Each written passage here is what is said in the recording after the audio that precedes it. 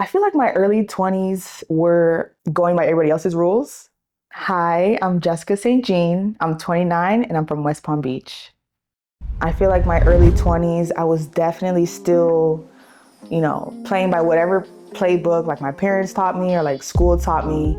And I think I've changed later on where like, not that I didn't care anymore, but I just feel like I got more comfortable breaking those rules and like breaking that mold that I've been in for so long. I feel like that mold started from having like super, religious, conservative parents who kind of like, as you grow up, there's like a specific way you have to do things, you know, especially as a girl, especially as the youngest. I feel like there was a mold that I've been in for so long. In my 20s, even though it was supposed to be for like exploring, I feel like it was really still trying to play by those boundaries. My late 20s were being unafraid to break those boundaries.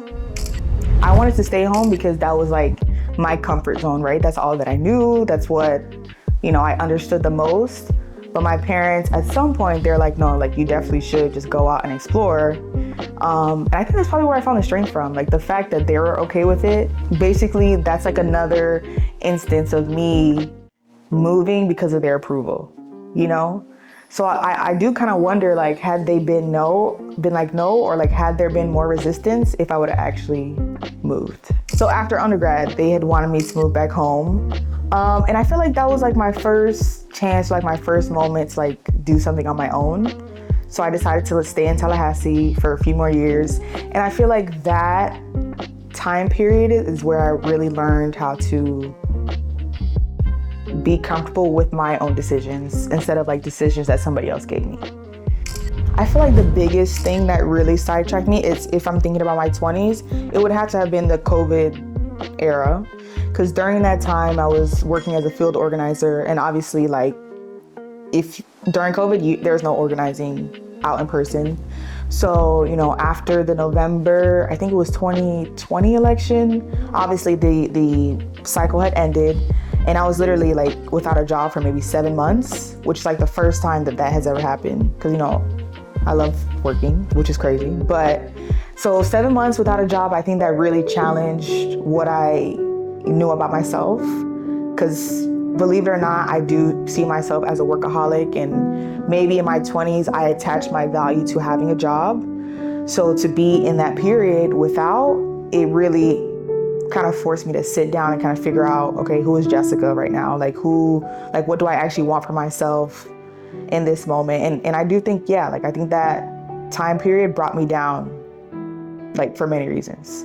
But looking back, I feel like because I was in that like low space for so long, it kind of led to like the perfect opportunity of me being able to come and move to Miami. So it worked out.